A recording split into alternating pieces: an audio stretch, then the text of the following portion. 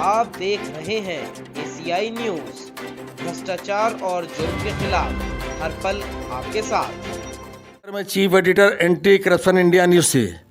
आज मैं उत्तर प्रदेश के कानपुर शहर में मौजूद हूँ और एंटी करप्शन कार्यालय में एक शिकायत प्राप्त हुई। उस शिकायत से रूबरू करा रहा हूँ।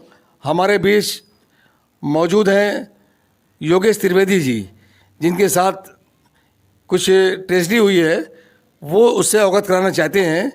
इनका ही कहना है कि इनकी माँ बिनकी शहर में रहती हैं और ये कानपुर में रहते हैं, और साथ में इनका एक छोटा भाई भी वहाँ पर रहता है। और क्या है पड़कड़, क्या है मामला, जो इनका आरोप है वो अपने मुँह से खुद ही बताएं। योगेश जी बताइए कि क्या मामला है, क्या पड़कड़ है आपका? मेरा छोटा भाई अपाहिज था और मेरी माँ के साथ रहता था और मातृ भक्त था। और मेरी माँ सरकारी टीचर है। आज उसको पेंशन मिल रही है 45,000 रुपये, लेकिन उसने कभी मेरे भाई को पैर में विकलांग था, पोलियो था, और उसका डॉक्टरी इलाज हो सकता था 25,000 रुपये में, लेकिन मेरी माँ ने कभी मेरे भाई की टांग नहीं सही करवाई और मुझे अपने पास नहीं कभी रहने दिया, और भाई को रखती रही खाली इस्तेमाल करने के लिए बिनकी गांव बिश्ना मऊ में। तो योगेश जी, क्या कभी आपकी माँ ने ये नहीं चाहा कि दोनों भाई एक साथ रहो? मेरी माँ ने कभी हमें बचपन में अपनी गोद से उतार दिया, हमें दूध तक नहीं पिलाया, हमें इस्तेमाल बस इतना किया कि जब हम पैदा हुए तो हमारे जो दादाजी थे वो खुश हो गए। तो मेरी माँ ने मेरे दादा से कहा कि आपका वंश तो पैदा कर दिया, और मेरे पास पलट के नहीं देखा। आपके पिताजी क्या जिंदा हैं और इस टाइम कहाँ पे हैं, बता सकते हैं? जी, हमारे पिताजी जिंदा हैं, और अभी जब नोटबंदी का समय हुआ था उस समय मेरे पिताजी बिल्कुल मरे धरे काबिल हो गए थे। उनको 2 बार पहले भी टीबी हो चुकी थी। मेरी माँ ने कभी कोई मदद नहीं की थी, लेकिन उस समय मेरे बाबा जिंदा थे तो वो बचा ले गए थे। और नोटबंदी के समय मैं 1-1 रुपये के लिए परेशान था, लेकिन हमने अपनी माँ से मदद मांगी कि मम्मी पापा को बचा लो, तो उनका एक जवाब था कि 1 रुपया नहीं देंगे, तुम्हारा बाप मर जाए हमें बर्दाश्त है। हम तो चाहते, हमने तो कई बार मरवाने की कोशिश की लेकिन नहीं मरा, तो चलो इसी बहाने मर जाएगा। लेकिन माँ भवानी और आसपास के सहयोग के लोगों से हम अपने पिताजी को बचा ले गए, लेकिन उसके बाद भी मेरी माँ ने कोई कदर नहीं की। तो मेरी बहन एक छोटी जम्मू में रहती है, मेरे पिताजी इस समय जम्मू में हैं।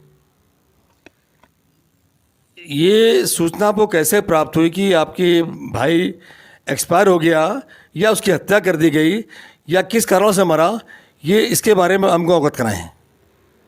मेरे पास 5 दिन से फ़ोन आते रहे, बल्कि मेरे पास नहीं, हमारी बुआ जी जिनके घर में हम रहते रहे बचपन से, जिन्होंने हमें अपना लड़का बना के रखा, हम उनके एहसानमंद हैं, तो उनको फ़ोन करती रही।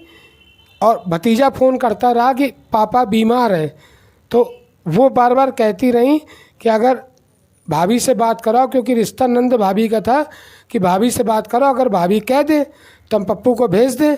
तो वो ये कहती रही, लेकिन मेरी माँ ने एक बार भी नहीं कहा कि नहीं पप्पू को भेज दो। फिर जब उन्होंने हमें बताया कि तुम्हारा भाई परेशान है और तुम्हारा भाई भूखा है, तो हमने खुद मम्मी को बार बार फ़ोन किया, लेकिन मम्मी ने मेरा फ़ोन रिसीव नहीं किया।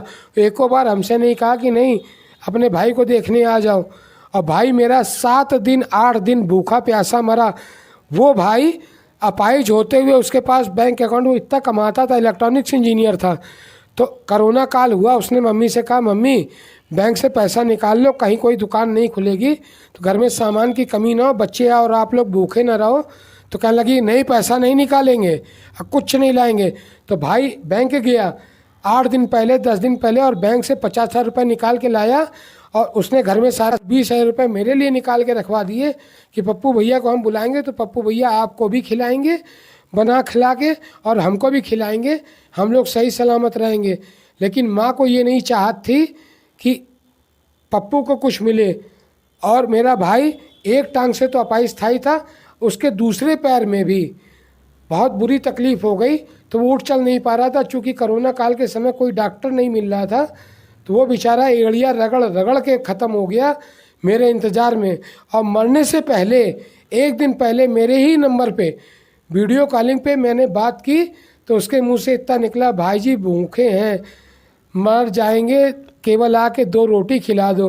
लेकिन हमने फिर तुरंत माँ को फ़ोन लगाया, लेकिन माँ ने फ़ोन नहीं उठाया और भतीजों ने फ़ोन नहीं उठाया, इसलिए कि खाली अगर भैया आ गए ये बचा ले जाएंगे तो शायद पैसा रुपया कहीं भैया को ना दे दे। इसलिए ये होनी नहीं हुई है, क्योंकि मेरा भाई कोई बीमार नहीं था, लेकिन वो अपाहिज हो जाता है। जिसको 8 दिन खाना नहीं मिलेगा तो वो तो अपने आप ही मर जाएगा, और जो चल फिर ना पा रहा हो हमने उसकी लाश आपको किसके ऊपर शक है, आप किसको दोषी मानते हैं अपने भाई की मौत का? हम अपनी माँ को दोषी मानते और उसके दोनों लड़कों को दोषी मानते। और अगर चेकिंग की जाए तो दोनों लड़कों के पास 35-35 हज़ार के मोबाइल नंबर हैं। और यही मेरा भाई कहता था माँ से कि मेरे लड़कों को बिगाड़े। वो लड़के भाई मेरा पानी मांगता रहा और दोनों कान में लीड लगा करके हमेशा गेम देखते रहे और गंदी गंदी पिक्चरें देखते रहे। अगर उन लोगों को फ़ोन चेक करवाई जाए तो सब कुछ मिल जाएगा। क्योंकि ये सुना है कि आपका और आपके भाई विपिन जो एक विकलांग हैं, उनके बीच में कोई प्रॉपर्टी को लेकर भी कोई झगड़ा चल रहा था। नहीं, कभी हमसे झगड़ा नहीं हुआ, बल्कि वो अपाहिज भाई हमको बुलाता रहा कि भाई जी आ जाओ, हम आपके सहारे रहेंगे, सब कुछ आपको दे देंगे। लेकिन ये मेरी माँ को खल गया कि अगर इस लड़के के हाथ चला गया तो ये लड़का सख्त इंसान है, क्योंकि हम सच्चे आदमी, हमें पैसा रुपया नहीं चाहिए था, हमें मेरे लिए मेरा भाई सब कुछ था। वो चला गया तो अब ऐसा पैसा किस काम का, मेरे लिए ऐसा पैसा किस काम का। अच्छा ये बताइए कि आपकी माँ इतनी जालिम दिल थी और उनका आपके बीच में कैसा व्यवहार था?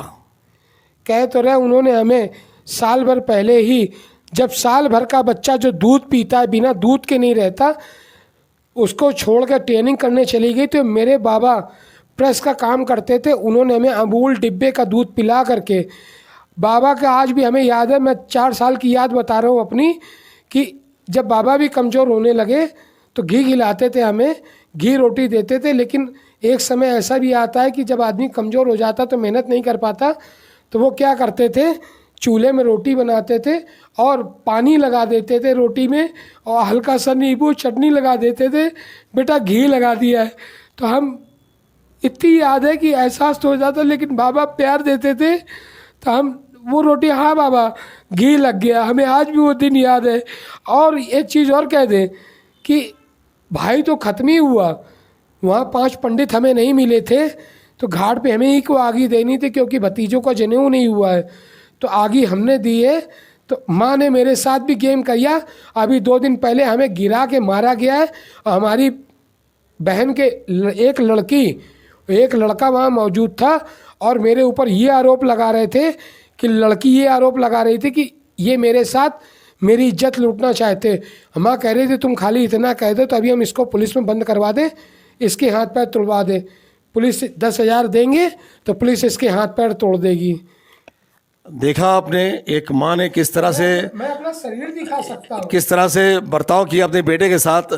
बेटा किस तरह से अपने बयान बता रहा है और अपने दर्द को बयां कर रहा है और ये दिखा रहा है कि उसके जिस्म में जो चोटें हैं, जो उसकी माँ द्वारा उसको मारा गया है, उसको वो दिखाना चाहता है। वो शरीर पर जो चोटें हैं वो दिखा रहे हैं। वो कैमरामैन साहब दिखाइए, वो चोट इनके शरीर में जो है, ये इस टाइम बहुत हाल से बेहाल हैं, अपना दर्द बयां कर रहे हैं। और इनके साथ एक साहब और आए हुए हैं, मैं उनसे ही पूछना चाहता हूँ कि मुझे ये बताएं, हाँ ज़रा आप आइए, मुझे ये बताइए कि आपका शुभ नाम। नमस्कार, विक्की लामा मेरा नाम है। ये विक्की नामा जी हैं, ये आपका इनका क्या रिलेशन है? ये हमारे पड़ोसी हैं, हमारा गुमटी जवाना चट्टा रहा है, हम उनको चाचा मानते हैं और चाचा बोलते भी, इनको चाचा कहते भी हैं। इनके फ्रेंड हैं और इनको चाचा भी कहते हैं, फ्रेंड भी हैं, उनके साथ ये रहते हैं और इन्होंने उनके दर्द देखते हुए उनका साथ दिया। और इनसे मैं पूछता हूँ, क्या ये इनकी माँ से मिलने बिनती गए थे? जी हाँ, ज़रूर गया था इनके घर में। चाचा मेरे पास फ़ोन आया करीबन 9 बजे कि विक्की बेटा तुम कहाँ हो? हमने चाचा हम घर पे हैं गुमटी में, कह रहा है मेरी माता बहुत तबीयत ख़राब है तो तुरंत बिनती चलना है। तो हमने चाचा तुरंत चलना है, तो हम लोग रात को करीबन 11:30 बजे हम लोग यहाँ से बिनकी लिए निकले और 1 बजे के घर रात को बिनकी पहुँचे। जब वहाँ पहुँचे तो उनकी माता जी को हमने देखा नहीं, माता जी आराम से बैठे खाना खा रही हैं, उनके छोटे भाई के बच्चे दोनों उनकी माँ साथ खाना खा रहे हैं। तो हमने माता जी आप तो बीमार हो, कह रही नहीं बेटा हम थोड़ा लग रहा था, हमने इसलिए बुला लिया। हमने चलिए ठीक कोई बात नहीं। इनकी माँ और ये योगेश त्रिवेदी के बीच में कैसा बर्ताव था, आपने क्या देखा, उससे अवगत कराएं। जी हमने तो ये देखा, जो माँ अपने छोटे बच्चे को जो विकलांग है उसको खुद दारू पिला रही है, तो बड़े बच्चे का क्या करेंगे। बड़े बच्चे तो उनको देखा तो है नहीं, जिंदगी पहले इनके घर गाँव गए, पहली बार गए हम, तो हमने वही चीज़ देखी है कि जो माँ अपने छोटे लड़के को जो कि अपाहिज है, जो चल नहीं सकता, उसको खुद दारू पैक बना के पिला रही है, तो बड़े बच्चे के साथ क्या करेगी, वो तो भगवान जानता है, उनकी अंतरात्मा जानती है। सुना कि अब जब वहाँ पहुँचे इनके योगेश त्रिवेदी के साथ, अब वहाँ पर खुद आपके साथ भी अभद्र व्यवहार किया गया। जी हाँ, इनके घर वालों का प्लानिंग ये थी कि योगेश त्रिवेदी के साथ कोई ना रहे। तो उन्होंने देखा कि रात में बंदा अकेला, इनके साथ एक बंदा मैं भी पहुंच गया, तो उन्होंने देखा लगता है ये मेरे घर में ऐसा ना हो कि हमारे घर में कब्जा करने आए तो हमने कहा माता जी आपकी तबीयत ख़राब थी। अगला मुझको फ़ोन आया तो मैं चला गया। हम यहाँ पे मकान बनते हैं, मेरे खुद गुमटी मकान है, मेरे पास 4-4 5 प्रॉपर्टी है, मैं 2-4-5 करोड़ का आदमी खुद हूँ। हमें आपको पैसे को लालच ना, इनको लालच है। लेकिन ये शख्स एक जवान डाली तो हम आपको देखने आ गए। लेकिन हम जो आप क्या घर देख रहे हैं, उनकी माता जी, मैंने वही बोला था, माता जी आप ठीक नहीं कर रही हो।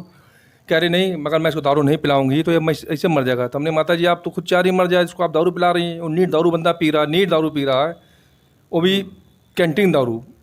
मैं कैंटीन दारू उस टाइम मुझे नाम ध्यान नहीं है, हमें मालूम है 1965 हाँ 1965 दारू डिफरेंट दारू होती है, वो बंदा नीट दारू पी रहा है और बच्चे साथ खड़े हैं और उनको ना कोई सब्जी दी गई, ना कोई दाल दी गई, ना कोई दाल दी गई। नीट दारू पी रहा है। तो नीट दारू पीने आदमी खुद जानते हैं आप कितने जी पाए, कितने नहीं मर पाएगा, अंदर सड़ा हो गया अंदर वो। और जैसे हमारे चाचा बता रहे हैं कि अगर 8 दिन 10 दिन नहीं बंदे कुछ खाना मिलेगा तो बंदा वैसे 10 साल दारू पी रहा और 8 दिन बिल्कुल नहीं खाना मिलेगा, दारू अंदर जाकर काटी देगी शरीर को, वैसे खत्म हो जाएगा। वो वही उनके साथ हुआ। तो इस साक्षात पूरी प्लानिंग इनकी कि इनको दारू पिला के मार दो कि कोई मेरे ऊपर ब्लेम ना करे। और इनका पूरा गाँव जानता है कि वो बंदा गलत नहीं था, सही था।